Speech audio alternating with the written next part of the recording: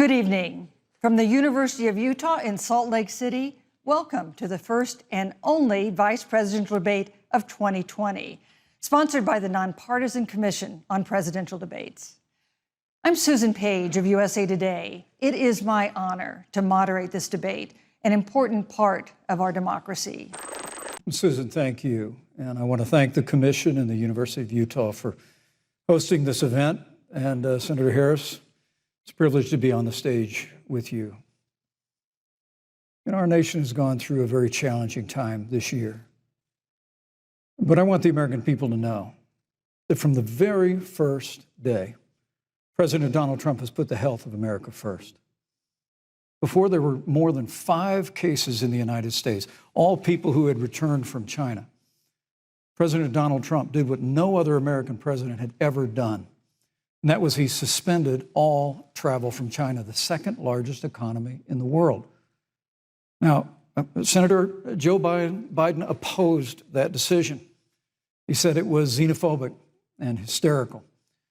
But I can tell you, having led the White House Coronavirus Task Force, that decision alone by President Trump bought us invaluable time to stand up the greatest national mobilization since World War II. And I believe it saved hundreds of thousands of American lives. Because with that time, we were able to reinvent testing. More than 115 million tests have been done to date. We were able to see to the delivery of billions of supplies so our doctors and nurses had the resource and support they needed. And we began, really, before the month of February was out, to develop a vaccine and to develop medicines and therapeutics that have been saving lives all along the way. And under President Trump's leadership, Operation Warp Speed, we believe, will have literally tens of millions of doses of a vaccine before the end of this year. The reality is, when you look at the Biden plan, it reads an awful lot like what President Trump and I and our task force have been doing every step of the way. I mean, quite frankly, when I look at their plan that talks about advancing testing, creating new PPE, developing a vaccine, it looks a little bit like plagiarism, which is something Joe Biden knows a little bit about. And I think the American people know that this is a president who has put the health of America first, and the American people, I believe with my heart, can be proud of the sacrifices they have made. It's saved countless American lives. Senator Harris, would you like to respond? Absolutely. Whatever the vice president is claiming the administration has done, clearly it hasn't worked. When you're looking at over 210,000 dead bodies in our country, American lives that have been lost, families that are grieving that loss. And you know, the vice president is the head of the task force and knew on January 28th how serious this was. And then thanks to Bob Woodward. And I'm going to speak up on behalf of what the American people have done. Vice President Pence, you were in the front row in a Rose Garden event 11 days ago, at what seems to have been a super spreader event for senior administration and congressional officials. No social distancing, few masks, and now a cluster of coronavirus cases among those who were there. How can you expect Americans to follow the administration's safety guidelines to protect themselves from COVID when you at the White House have not been doing so? Well, the American people have demonstrated over the last 8 months that when given the facts, they're willing to put the health of their families and their neighbors and people they don't even know first. And President Trump and I have great confidence in the American people and their ability to take that information and put it into practice. In the height of the epidemic, when we were losing a heartbreaking number of 2,500 Americans a day, we surged resources to New Jersey and New York and New Orleans and Detroit. We told the American people what needed to be done, and the American people made the sacrifices. When the outbreak in the Sun Belt happened this summer, we're about freedom and respecting the freedom of the American people. Let's talk about respecting the American people. You respect the American people when you tell them the truth. You respect the American people when you have the courage to be a leader, speaking of those things that you may not want people to hear, but they need to hear so they can protect themselves. But this administration stood on information that if you had as a parent, if you had as a worker, knowing you didn't have enough money saved up, and now you're standing in a food line because of the ineptitude of an administration that was unwilling to speak the truth to the American people. So let's talk about caring about the American people. One of you will make history on January 20th. You will be the vice president to the oldest president the United States has ever had. Donald Trump will be 74 years old on Inauguration Day. Joe Biden will be 78 years old. Have you had a conversation or reached an agreement with President Trump about safeguards or procedures when it comes to the issue of presidential disability? And if not, do you think you should? You have 2 minutes without interruption. Well, Susan, thank you, although I would like to go back. I think we need to move on to the issue thank you, but I would like to go back because the reality is that we're going to have a vaccine, Senator, in record time, in unheard of time, in less than a year. Senator Harris, let me ask you the same question that I asked Vice President Pence, which is, have you had a conversation or reached an agreement with Vice President Biden about safeguards or procedures when it comes to the issue of presidential disability? And if not, and if you win the election next month, do you think you should? You have 2 minutes uninterrupted. So let me tell you, first of all, the day I got the call from Joe Biden, it was actually a Zoom call. I thought about my mother, who came to the United States at the age of 19, gave birth to me at the age of 25 at Kaiser Hospital in Oakland, California. And the thought that I'd be sitting here right now, I know would make her proud, and she must be looking down on this. Joe and I were raised in a very similar way. We were raised with values that are about hard work, about the value and the dignity of public service, and about the importance of fighting for the dignity of all people. And I think Joe asked me to serve with him because, I have a career that included being elected the first woman district attorney of San Francisco, where I created models of innovation for law enforcement in terms of reform of the criminal justice system. I was elected the first woman of color and black woman to be elected Attorney General of the state of California, where I ran the second largest Department of Justice in the United States, second only to the United States Department of Justice. And there I took on everything from transnational criminal organizations to the big banks that were taking advantage of homeowners, to for-profit colleges that were taking advantage of veterans. And then, of course, now I serve in the United States Senate as only the second black woman ever elected to the United States Senate. I serve on the Senate Intelligence Committee, where I've been in regular receipt of classified information about threats to our nation and hotspots around the world. I've traveled the world. I've met with our soldiers in war zones. And I think Joe has asked me to serve with him because he knows that we share a purpose which is about lifting up the American people. And after the 4 years that we have seen of Donald Trump unifying our country around our common values and principles. And in recent days, President Trump's doctors have given misleading answers or refused to answer basic questions about his health. And my question to each of you in turn is this information voters deserve to know? Vice President Pence, would you like to go first? Well, Susan, thank you. And let me say, on behalf of the President and the First Lady, how moved we've all been by the outpouring of prayers and concern for the President. And I do believe it's emblematic of the prayers and the concern that have ushered forth for every American impacted by the coronavirus. But the care the President received at Walter Reed Hospital, the White House doctors, was exceptional. And the transparency that they practiced all along the way will continue. But I'm just extremely grateful and was more than a little moved by the broad and bipartisan support. And Senator, I want to thank you and Joe Biden for your expressions, genuine concern. And I also want to congratulate you, as I did on that phone call, on the historic nature of your nomination. So I know the feeling, but the reality is we've got an election before the American people in the midst of this challenging year. And the stakes have never been higher, but I think the choice has never been clearer. I want to give Senator Harris a chance to respond to the same question I asked, which is, do voters have a right to know more detailed health information about presidential candidates and especially about presidents, especially when they're facing some kind of challenge? Absolutely, and that's why Joe Biden has been so incredibly transparent, and certainly by contrast, the president has not, both in terms of health records, but also let's look at taxes. We now know, because of great investigative journalism, that Donald Trump paid $750 in taxes. When I first heard about it, I literally said, "You mean $750,000?" And it was like, no, $750. We now know Donald Trump owes and is in debt for $400 million. And just so everyone is clear, when we say in debt, it means you owe money to somebody.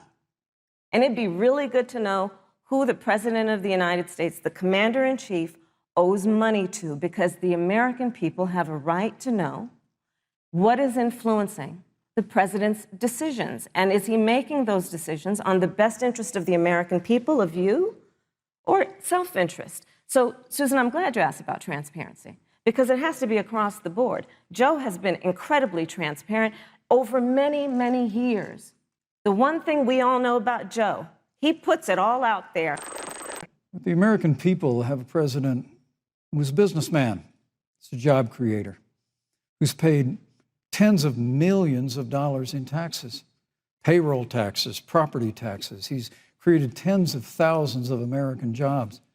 And the president said those public reports are not accurate. And the president's also released literally stacks of financial disclosures the American people can review just as the law allows. But the distinction here is that Joe Biden, 47 years in public service, compared to President Donald Trump, who brought all of that experience 4 years ago. Thank you, Vice Turned President. this economy around by cutting taxes, rolling back regulation. Thank you. Would raising taxes put the recovery at risk? And you have 2 minutes to answer uninterrupted. Thank you. On the issue of the economy, I think there couldn't be a more fundamental difference between Donald Trump and Joe Biden.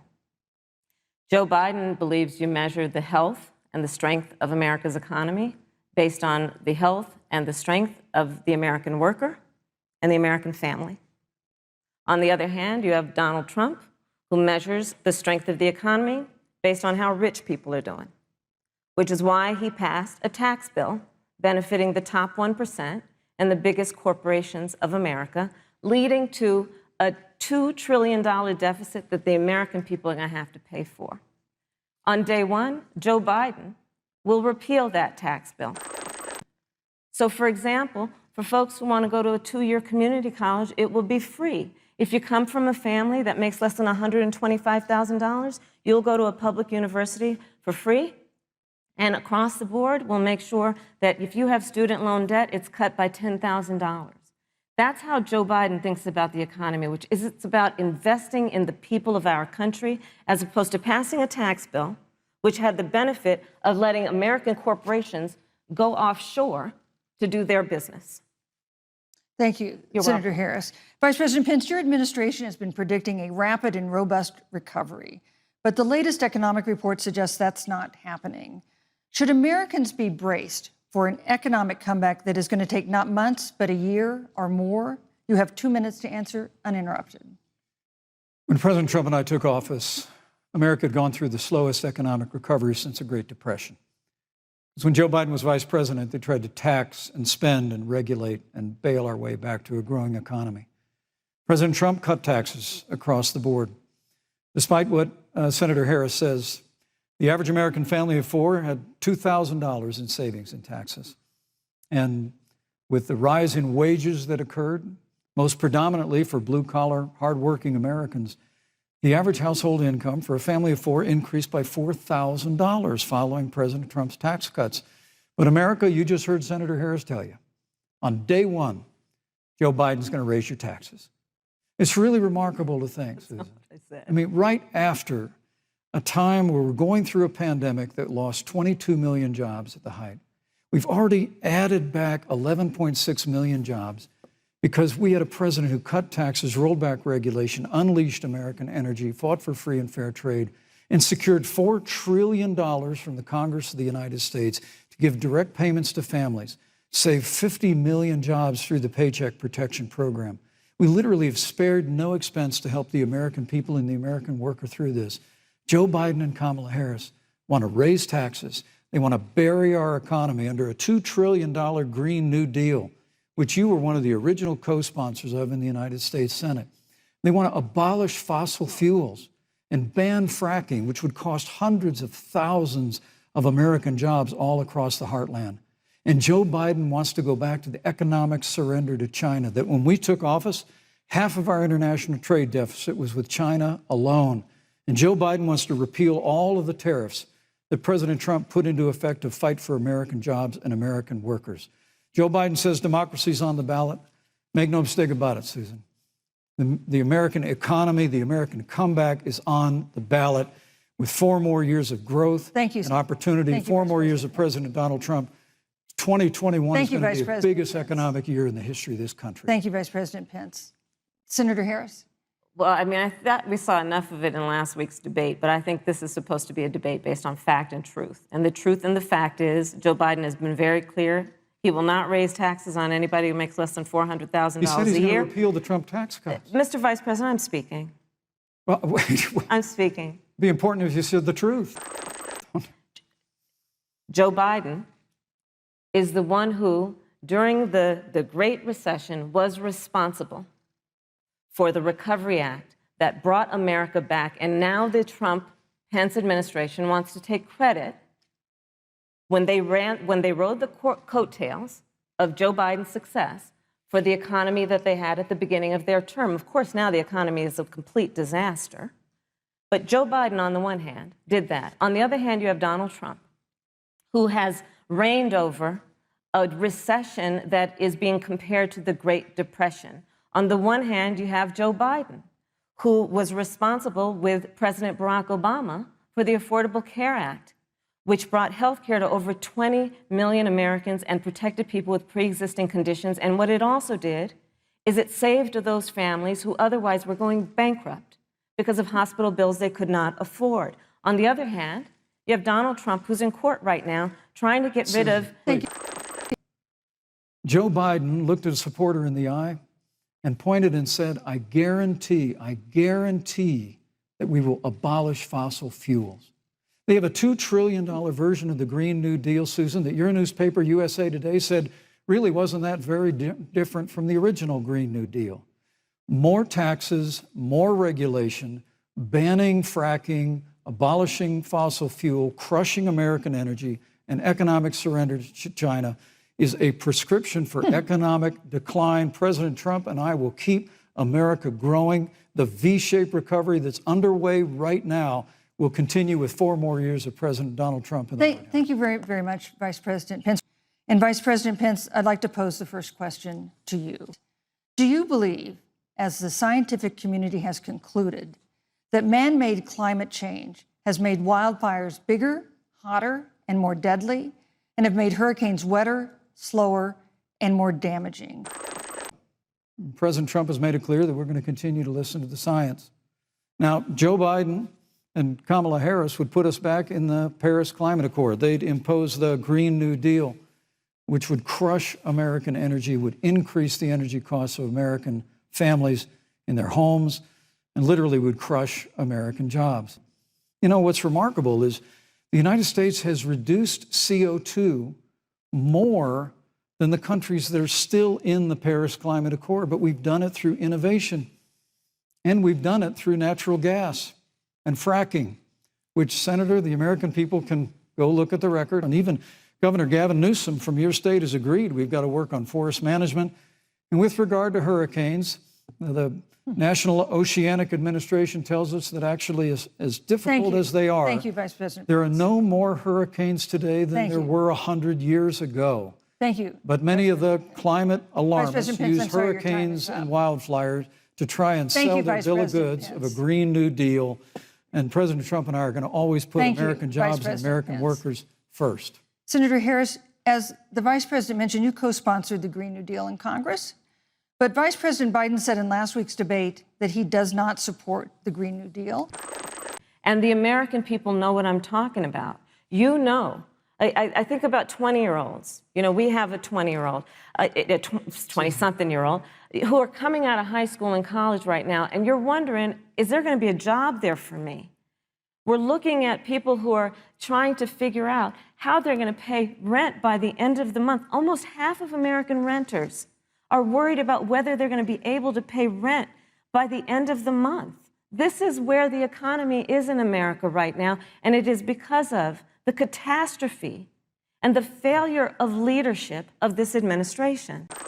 China is to blame for the coronavirus. He said it was hysterical. He said it was Thank you, xenophobic. Vice President Pence. But President Trump has Vice President stood Pence, up your to time is China. up. We now are looking at 210,000 Americans who have lost their lives. Let's look at the job situation. We mentioned before the trade deal, the trade war, they wanted to call it, with China. It resulted in the loss of over 300 manufacturing jobs and a manufacturing recession, and the American consumer paying thousands of dollars more for goods because of that failed war that they called it. Then let's talk about standing. Pew, a reputable research firm, has done an analysis that shows that leaders of all of our formerly allied countries have now decided that they hold in greater esteem and respect Xi Jinping, the head of the Chinese Communist Party, than they do Donald Trump, the President of the United States, the Commander-in-Chief of the United States. This is where we are today because of a failure of leadership by this administration. Senator Harris, we've seen changes in the role of the United States in terms of global leadership over the past 4 years. And of course, times do change. What's your definition? We've seen strains with China, of course, as the Vice President mentioned. We've seen strains with our traditional allies in NATO and elsewhere. What is your definition of the role of American leadership in 2020? So, you know, Joe is, I love talking with Joe about a lot of these issues. And, you know, Joe, I think he said it quite well. He says, you know, foreign policy, it might sound complicated, but really it's relationships. So just think about it as relationships. We've stood strong with our allies, but we've been demanding. NATO is now contributing more to our common defense than ever before, thanks to President Trump's leadership. We've strengthened our alliances across the Asia-Pacific, and we've stood strong against those who would do us harm. You know, when President Trump came into office, ISIS had captured an area of the Middle East the size of Pennsylvania. But President Trump unleashed the American military, and our armed forces destroyed the ISIS caliphate and took down their leader, al-Baghdadi, without one American casualty. Al-Baghdadi was responsible for the death of thousands. But notably, America's hearts today are with the family of Kayla Mueller, her parents of which are here with us tonight in Salt Lake City. Today, 2 of the ISIS killers responsible for Kayla Mueller's murder were brought to justice in the United States. Jihadi John was killed on the battlefield along with the other Beetle. The reality is that when Joe Biden was vice president, we had an opportunity to save Kayla Mueller. It breaks my heart to reflect on it, but the military came into the Oval Office, presented a plan. They said they knew where Kayla was. Baghdadi had held her for 18 months, abused her mercilessly before they killed her. But when Joe Biden was vice president, they hesitated for a month. And when armed forces finally went in, it was clear she'd been moved 2 days earlier. And her family says with a heart that broke the heart of every American that if President Donald Trump had been president, they believe Kayla would be alive today. Thank you, Vice Look, President. we destroyed the ISIS caliphate.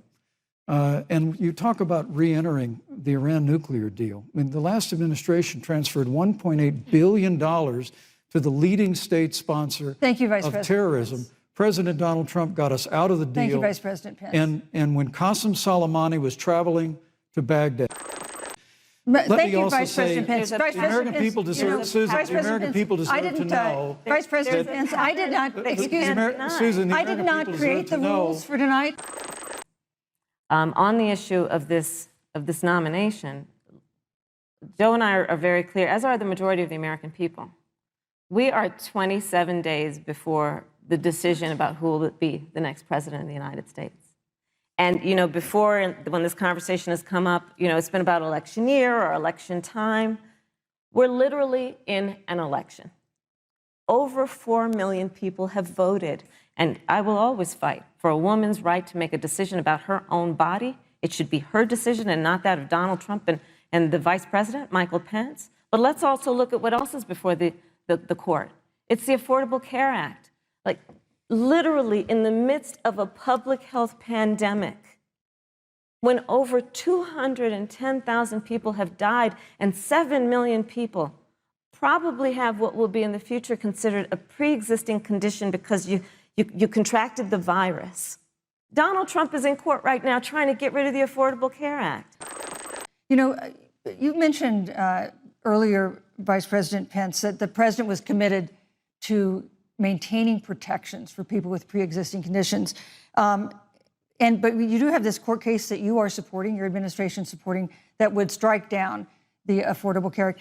The president says, President Trump says that he's going to protect people with pre-existing conditions, but he has not explained how he would do that. And that was one of the toughest nuts to crack when they were passing the Affordable Care Act. So tell us specifically, how would your administration protect Americans with pre-existing conditions to have access to affordable insurance if the Affordable Care Act is struck down? Well, thank you, Susan. But let me just say, addressing your very first question, I couldn't be more proud to serve as vice president to a president who stands without apology for the sanctity of human life. I'm pro-life, and this is another one of those cases where there's such a dramatic contrast. Joe Biden and Kamala Harris support taxpayer funding of abortion all the way up to the moment of birth, late-term abortion. So I think the American people would really like to know if Judge Amy Coney Barrett is confirmed at the Supreme Court of the United States. Susan, are voting right now. They'd like to know if you and Joe Biden are going to pack the Supreme Court if you don't get your way in this nomination. Let's talk about packing. You once again gave a non-answer. Joe Biden gave a non-answer. Trying to answer. And if you haven't figured it out yet, the straight answer is they are going to pack the Supreme Court if they somehow win this election. Men and women, I got to tell you, people across this country, if you cherish our Supreme Court, if you cherish the separation of powers, you need to reject the Biden-Harris ticket. Come November the 3rd, re-elect President Donald Trump, and we'll stand by that separation of powers in a 9-seat Supreme Court. Yeah, let's talk about packing the court then. Let's talk about the fact. Yeah, I'm about to. So the Trump-Pence administration has been, because I sit on the Senate Judiciary Committee, Susan, as you mentioned, and I've witnessed the appointments for lifetime appointments to the federal courts, district courts, courts of appeal. People who are purely ideological, people who have been reviewed by legal professional organizations and found to have been not competent, are substandard. And do you know that of the 50 people who President Trump appointed to the Court of Appeals for lifetime appointments, not one is black? In San Francisco, when you left office, African Americans were 19 times more likely to be prosecuted for minor drug offenses than whites and Hispanics. When you were Attorney General of California, you increased the disproportionate incarceration of blacks in California. If Vice President Biden is declared the winner and President Trump refuses to accept a peaceful transfer of power, what would be your role and responsibility as vice president? What would you personally do? You have 2 minutes. Well, Susan, first and foremost, I think we're going to win this election. Because while Joe Biden and Kamala Harris rattle off a long litany of the establishment in Washington, D.C., an establishment that Joe Biden's been a part of for 47 years, President Donald Trump has launched a movement of everyday Americans from every walk of life. I must tell you, Senator, your party has spent the last 3.5 years trying to overturn the results of the last election. It's amazing. Joe Biden, one of the reasons that Joe decided to run for president is after Charlottesville, which we talked about earlier. It so troubled him and upset him, like it did all of us, that there was that kind of hate and division. What propelled Joe to run for president was to see that over the course of the last 4 years, what Brecklin described has been happening. Joe has a long-standing reputation of working across the aisle and working in a bipartisan way. And that's what he's going to do as president. Joe Biden has a history of lifting people up and fighting for their dignity. You mean you have to know Joe's story to know that Joe has known pain, he has known suffering, and he has known love. And so, Brecklin, when you think about the future I do believe the future is bright. And it will be because of your leadership, and it will be because we fight for each person's voice through their vote, and we get engaged in this election because you have the ability through your work and through eventually your vote Thank you, to Senator determine Harris. the future of our country and what its leadership looks like. Thank you, Senator Harris. Thank you, Vice President Pence. Thank you so much for being with us tonight. The second presidential debate is next week on October 15th, a town hall style debate in Miami. We hope you'll join us then.